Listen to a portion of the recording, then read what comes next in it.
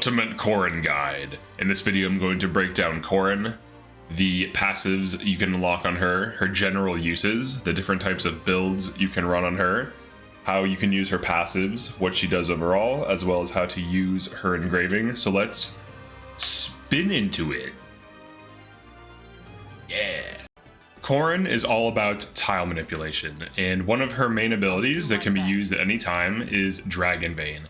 Now, each class type has different veins, aside from Dragon type, which has access to all of them. Now, the first one, Vein of Stone, is also the same as the backup's Vein type. So if you have a backup unit on Corrin, they will have access to only Vein of Stone.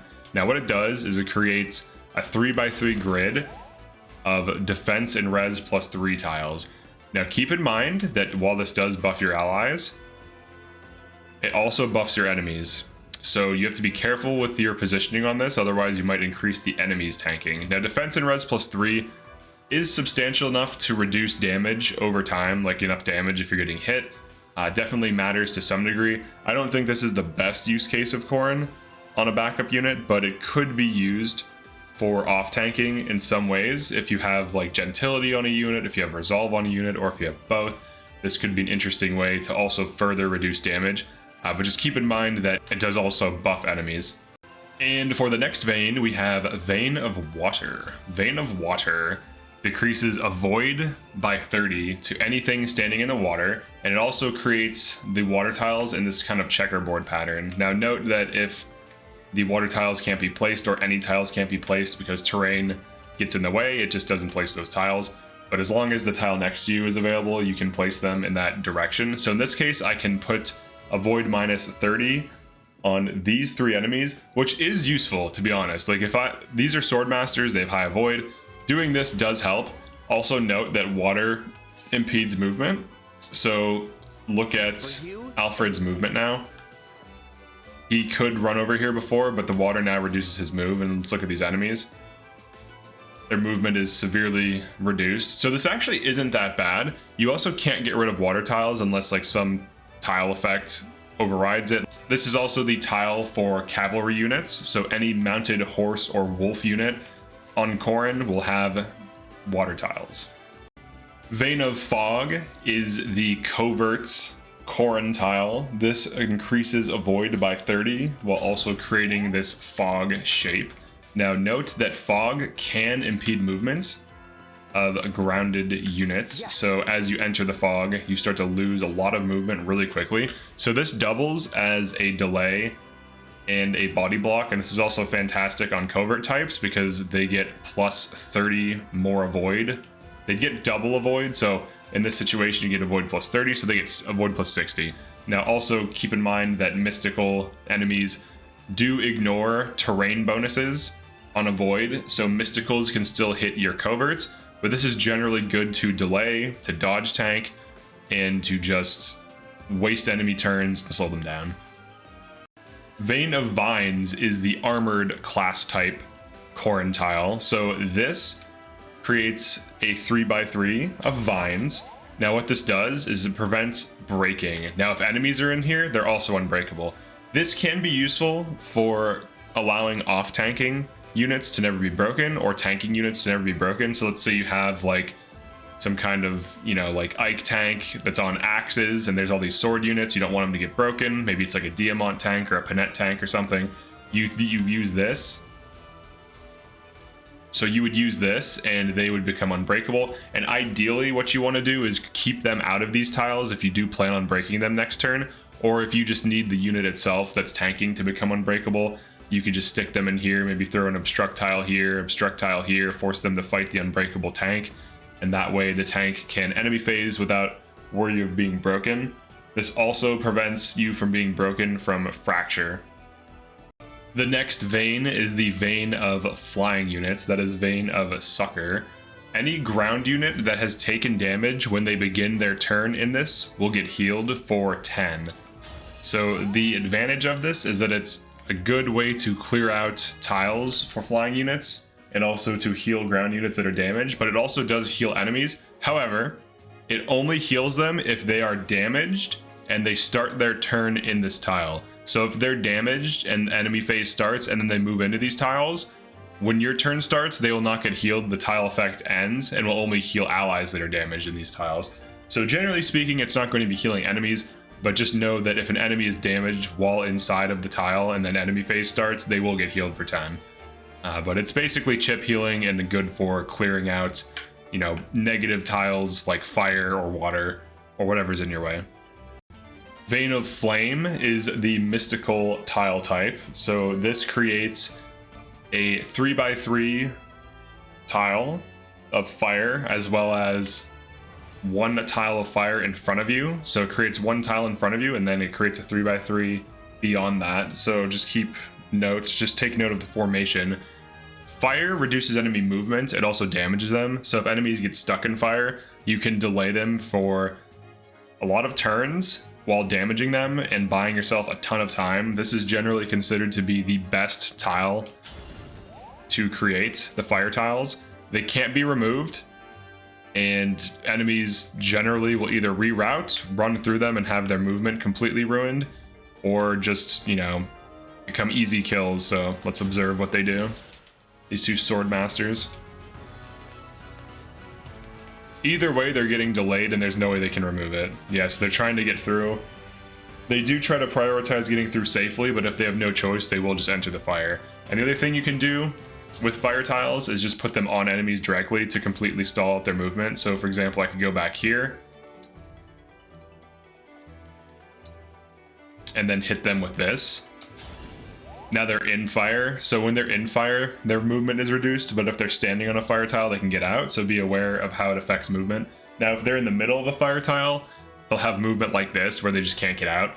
So what you can then do is have, you know, like flying units, mages, 2 and 3 ranges, just pick them apart. This is generally considered to be one of the best things, so Mystical on Corrin is considered to be one of the best types of Corrin uses. The final tile type is the Vein of Ice.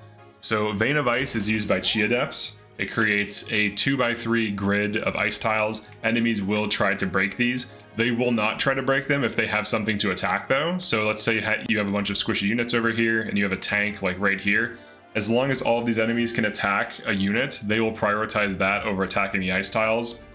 So this can be really useful. It also is the only tile that affects flyers. It creates impassable tiles that flyers can't get around. So this can be good for delaying flyers. It can also be good for just rerouting enemies or just wasting turns. Generally, it's safe to use if there are only 2 enemies that can attack. But if these enemies have 2 or 3 range, they can, like 3 ranges can still hit the user. 2 ranges, one of the enemies can break and then the 2 range can go for an attack. So you have to be mindful of what the enemies can do because they will try to break through and get kills still. And this is generally less safe to use than fire spam. Let's talk about Corrin's other mechanics. Alright, so when Corrin is not engaged, here are the passives she gives. So you can always create veins. So as we went over earlier, flying creates the healing vein. There's also quality time. When the unit ends their turn, they will heal 5 HP to adjacent, and then eventually you unlock quality time plus, which heals 10 HP to adjacent. So if you attack something, and you have like a damaged unit nearby, let's say this Ivy attacks this and this Saline is damaged, she will heal her 10. She will also heal units on the other adjacent tiles for 10. So it's just really good for chip healing. There's also Draconic Hex, which whenever you attack a foe, you don't even need to hit them or deal damage. You reduce their stats by 4. This includes speed, defensive stats, and offensive stats. So if we go and attack this Sword Master,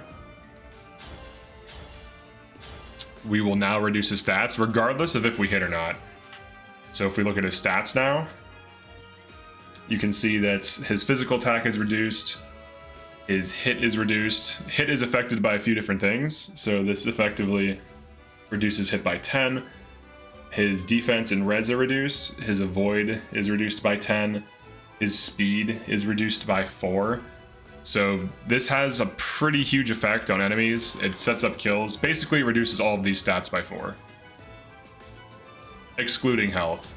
Health is not affected. Now, obviously, if you deal damage, but essentially you do reduce hit and avoid by 10 by reducing all stats by 4. You reduce crit by 2, and you reduce dodge by 4. So you make the target easier to hit. you make it take more damage, you make it deal less damage. You can also make it slower, meaning that you can double it more consistently with other units. Next, we have pair up. So when you hit bond level 12 or 13, you get pair up, which prevents damage from chain attacks. So if you are next to an enemy backup and enemies start attacking you, their chain attacks will deal 0 damage. Now, enemies prioritize chain attacks because it is a way for them to deal damage. So this is a good tool to use on tanks or units that you expect to be potentially killed by chain attack spam. So chain attack spam is when you have, let's say, like an Ike tank, like this Diamant, and he engages to take half damage. He basically gets high enough defensive values that he could survive combat with all these units. Chain attack spam is when you have a bunch of enemies that can chain attack you, and a bunch of enemies that deal, even if they deal 0 damage, will still go for the attack, because chain attack will take off 10% of your max HP per hit. So as long as they can find 10 attacks, or if they have enough chain attackers nearby, let's say there's like 3 chain attackers, they just need to attack you 4 times to kill you. That will trigger, 12 chain attacks. So you have to be really careful with positioning tanks, and this just allows you to ignore that. Okay, let's talk about the engage status and the ability that she has. So when you are engaged, all of your attacks will freeze the target due to Dreadful Aura becoming active. So Dreadful Aura, when unit initiates combat, target foe and all foes within 1 space cannot move for 1 turn. This works on bosses too. So essentially what it does is when you engage and attack something, you can freeze it. Now this is especially useful on units with 2 and 3 range, and units with canter, and also units that can fly, because they can fly to a weird position, poke a group of enemies, or just 1 enemy in the center of them, and then freeze up to 5 enemies. So it can freeze in a plus shape, so it freezes the target and then all adjacent. So we're going to be freezing 3 enemies with a single ability. Now this essentially shuts these enemies down for a turn, buying us time, or letting us ignore them, kill other enemies, and then deal with them later. You can also dance this unit and freeze multiple groups, and it will not remove the freeze status from the first group.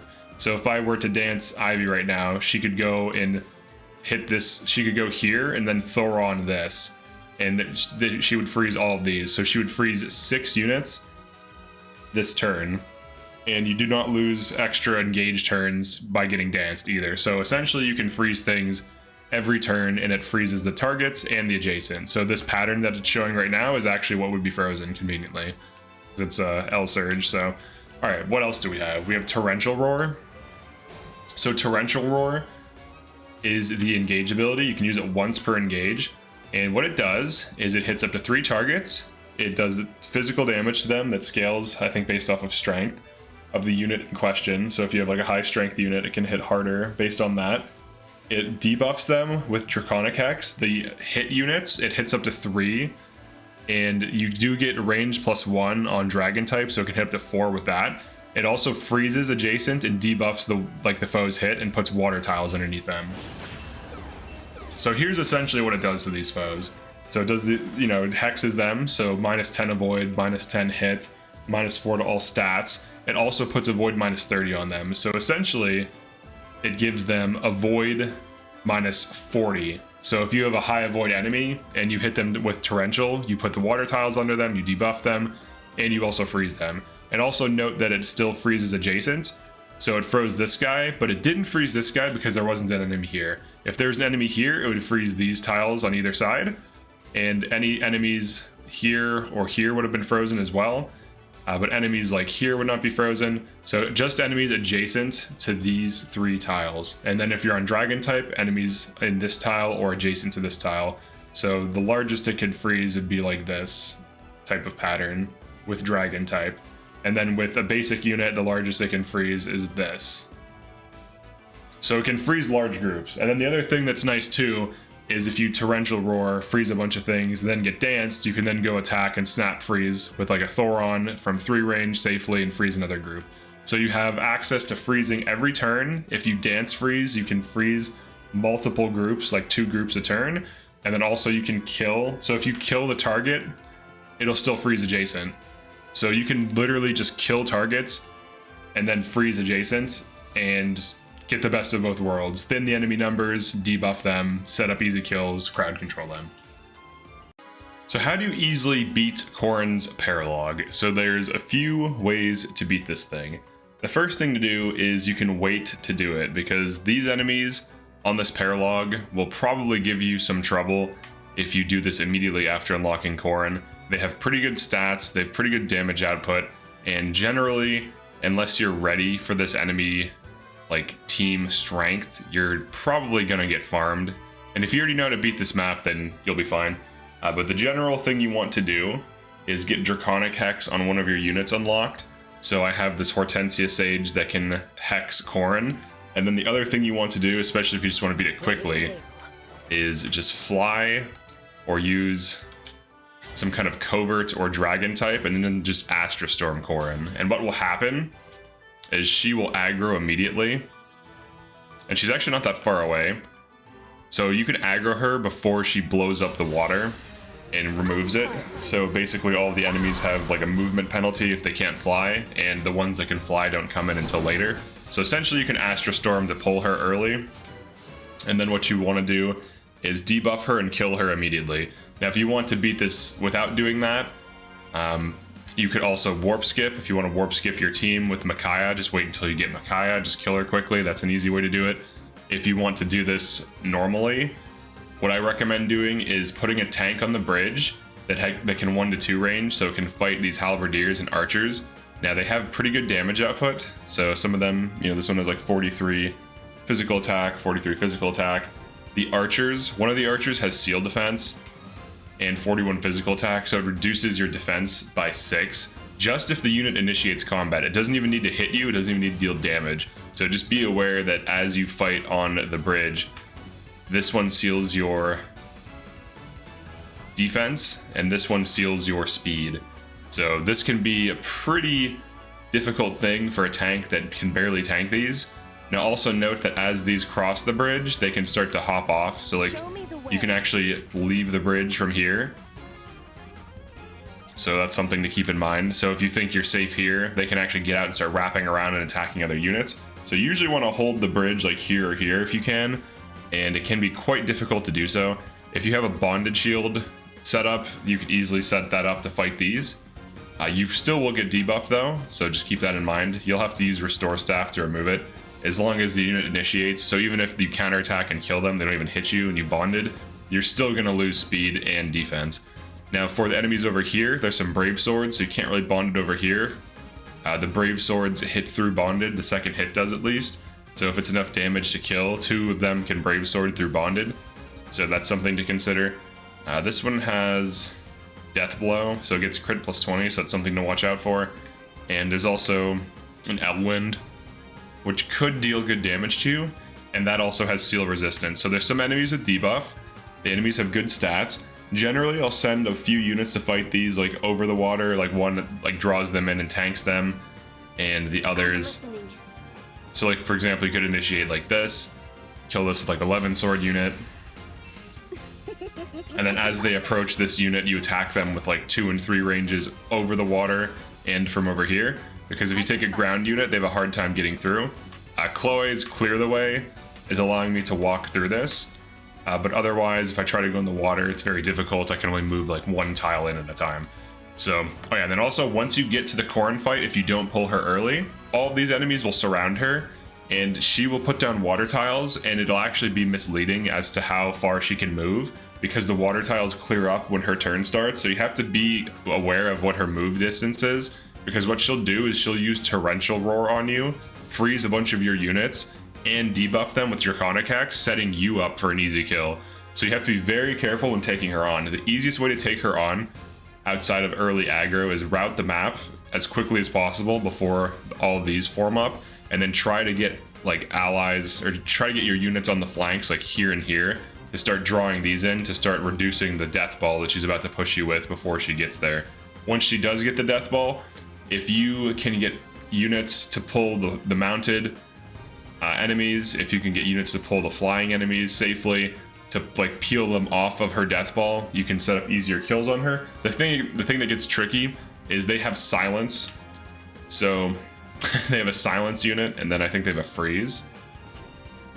Or no, they have 2 silences. Yeah, they have 2 silences. So the thing that gets tricky with this is she puts down water tiles when it's your turn. So if you have ground units, their movement is impeded. And if you have magical hard carries that don't use, or that use like tomes, the 2 silent cavaliers, or I'm sorry, the 2 silent casters, we'll say, because one of them is a high priest, will disable your damage, your magical tome like damage carries. And then the positioning is hard, like it's hard to get to her because there's water tiles, and then she's also physically surrounded. So you have to kill enemies to get to her. So one of the big hurdles for this map is overcoming just the physicality in the terrain. So if you have a bunch of wyverns, like axe, sword, or lance wyverns with like lance, sword, or axe power that double, that is the best team for fighting her.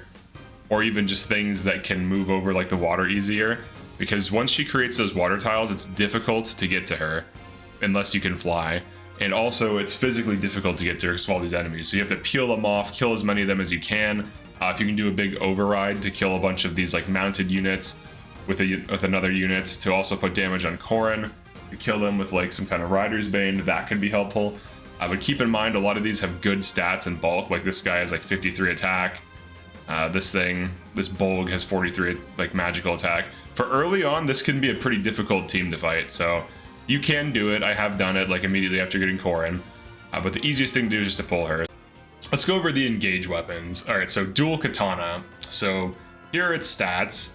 It basically breaks lances, but gets broken by axes. So this could just be a utility weapon for breaking if you're running Corrin on a physical unit, which is unlikely because she's really good on magical units. And she's also really good on like thieves, but generally speaking, she bolsters magical units the best, I would say, or even dragon types for the spam. So you could use this to break, assuming you're on a class that doesn't have access to other weapons for breaking. Wakizashi, this is a 2-range only weapon, so it is a sword. So if you're running some kind of sword power build, this could be useful if you're on like a physical unit who doesn't have Levin sword as like a good option. But outside of that, it has poor enemy phasing because it doesn't 1 to 2 range, just 2 ranges. And then you have Yato. This is probably her best weapon. It has good might and relatively low weight. It also has some crit, some avoid, some dodge, and good accuracy. If you were to augment this, it could be decent. But her weapons aren't really that good because her kit is so strong. She has some of the weakest engage weapons in the game. But you generally aren't going to be using these. And pretty much almost anything is better than them, so don't bother. So who are good units and or classes for Corrin? So Ivy Lindworm can be good on Corrin with extreme speed fixing so that you can kind of be like a bruiser. Saline on Vidam can be okay. Any kind of sage, so like a Citrine on Corrin could be good with Canter. If you get early Canter, you can freeze with Thoron at 3 range and then canter out to safety. So Saline and Saline and Citrine are pretty good at this because Saline has decent utility. She can also boost healing items. She's kind of like a generalist class that doesn't really excel in anything, but kind of can be useful to run. And then Citrine is the high magic. Pandreo on Sage could also use this. Anna on Sage could also do this. Any Mage Knight who is fast, any Mage Knight or Griffin Knight who is fast that runs Levin Sword or Bolganone could be good on Corrin because they get increased health, so they have more durability. They get increased magic, so more damage. Griffin Knight is fast enough that it usually doesn't need extra speed, so like a Chloe or even an Anna Griffin Knight or even a Pandreo Griffin Knight could leverage Corrin and go for freezing, kill while freezing, one round an enemy, freeze the adjacent, stuff like that. For other things, you have dragon type units. So if you want to run Divine Dragon Alir, the magic stat is not going to help you really, but the increase to health will, and you could just spam different tiles depending on what the situation calls for. So dragon types are really good. Flying types that can 1 round are good for the positioning and the freezing, so that's more player phase oriented. Thieves can be pretty good for the avoid tile creation. You could also run this on Alchrist or any other covert type, so like some kind of sniper build. But any covert can create avoid tiles, which can help your team avoid tank. Or if the thief wants to just hold down tiles, like hold down areas by itself, it can create these avoid tiles and then just like tank and stall enemies and waste their turns. So there's a bunch of options there. I'm sure there's other things I'm missing, but those are the main ones I use. I typically use Corrin on a Sage because you get the best of both worlds where you get the fire spam. So you create those fire tiles that delay ground enemies indefinitely while damaging them. Then you can also snap freeze with Thoron and run Canter so that when you want to snap freeze, you can snap freeze. And when you want to delay with fire, you can always do that even when you're not engaged. Let's talk about the passives. Okay, so of the passives, all of them except for one are good. All right, so HP plus, it's cheap. It gives you a lot of HP. It can be useful on tanks. It can be useful on units who just get one shot and just need a little bit of extra bulk so that they don't die if they get hit. It can be useful just for generally increasing durability. It's cheap. HP plus 15 is expensive, but HP plus 10 is quite cheap. So if you want to get plus 10 HP, here you go. Draconic Hex is one of the best skills in the game. If you have 2 to 3 units with this, you can consistently debuff fast enemies, bosses, really durable enemies, just to reduce their durability, reduce speed, Debuffing bosses is the easiest way to kill bosses. It gives all of your units plus 4 damage to them per hit. It reduces their speed by 4, and it makes them minus 10 avoid and minus 10 hit. So it just gives you such a huge advantage that by not running it, you're basically making the game harder on yourself. And even when you're just attacking things, like let's say you just have a unit who has like Thoron or a longbow and they just want to poke an enemy for like, you know, a third or half of their health, this, like putting this on that enemy afterwards just guarantees that they're going to die to almost anything that attacks them. So hugely useful skill. Sword focus is the bad skill. Swords are already accurate. They don't need hit plus.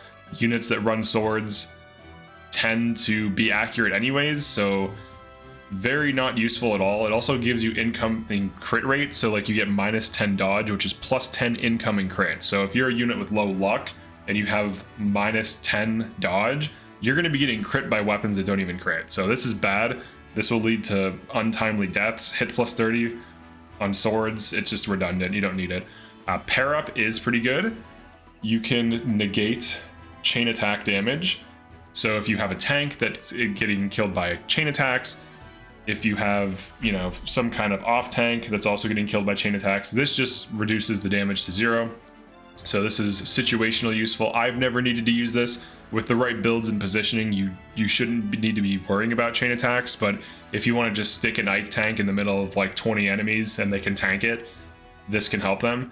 And then next we have quality time. So the first rank of quality time is insanely cheap and should be run on your dancer and should be run on your staff bots and support units, because essentially what this does is it gives you a constant source of free chip healing that adds up. So if you have like 3 quality time units, like let's say your dancer has quality time, let's say you have like a Fram, Lucina unit that has quality time, and let's say you have like a Citrine, Thoron spammer or whatever that has quality time, and they all have Canter and they all have whatever. You can Canter next to allies that are damaged, or if you end your turn next to allies that are damaged, you're constantly healing for free, and this can save you turns, because instead of needing to actually manually heal something, quality time can be the difference between life or death, and all this chip healing every single turn adds up and can amount to free heals. So, and also if you get quality time plus, it's cheap. The only thing that's hard to get about it is the high bond level.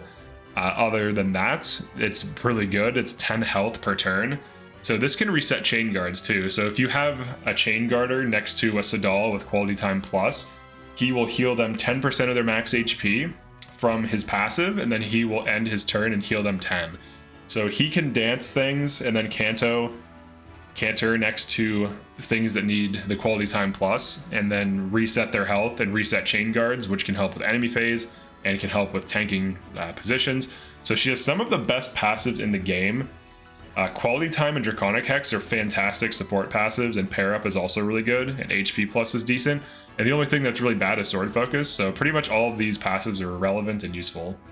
Let's talk about the Corrin engraving. So this gives you crit plus 30, dodge plus 30, avoid plus 10, might minus 2. This is the highest source of crit increase outside of DLC. Other sources of crit increase are Erica, which gives you crit plus 20, Lynn, which gives you crit plus 20, Alir, which gives you crit plus 20, Byleth, which gives you crit plus 10, Marth, which gives you crit plus 10, and I think that's it for base game.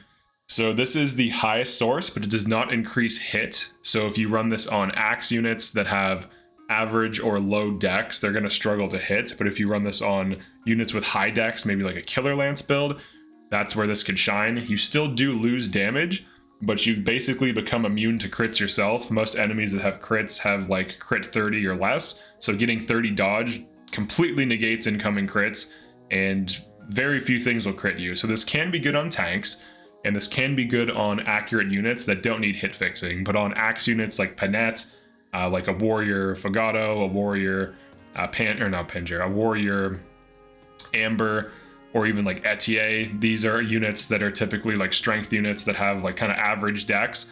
So this isn't the best for them, but on like crit sword or crit lance, maybe crit bow, or even like Obscurite, that could be decent, because if you reclass Veil onto Mage Knight, she should be accurate enough. She's the only one who can use Obscurite. So it's basically the best crit thing in the game, but it does reduce damage by a little bit, but it doesn't hit fix. So it's going to be hard to run on like axe units. In this particular playthrough, I tried using it on Diamant's Killer Axe, and ultimately I ended up just opting to run Erica, and then just switch his weapons for enemy phase. So he'll like walk up to an enemy, crit them on Erica without the damage decrease. He gets the kill. It increases his accuracy so he can actually consistently hit. So he hits like 80 to 90, sometimes 100 crit rate on this.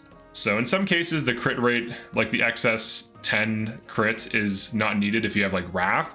On Panette, she never really needs this. She can get away with just running like Lynn. She could also run Erica, but generally speaking, this would be best used on probably like some kind of lance crit. Maybe even like a Tamara build, because Tamara does get high dex and therefore high accuracy. So maybe like a crit, enemy phase, killer lance, Tamara build or something. She goes for like crits and sandstorms. Maybe like some kind of Kagetsu lance power build of a similar nature, or even like some kind of sword power, killer sword type build. But yeah, that's it for this one. Definitely like and subscribe. Let me know if you think I missed anything, or if something doesn't make sense. Feel free to ask any questions about this unit. I do have over 1,000 hours in this game, different like play styles. I've done like limited runs too, like I'm about to finish. I'm on chapter 19 on a ringless, no Somniel run. So no rings of any kind, no passives of any kind, no Somniel. So no forges, no engravings, no bond rings, nothing.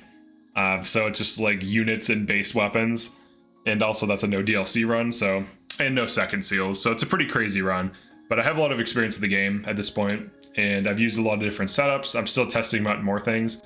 But overall, Corrin is definitely one of the best emblems in the game.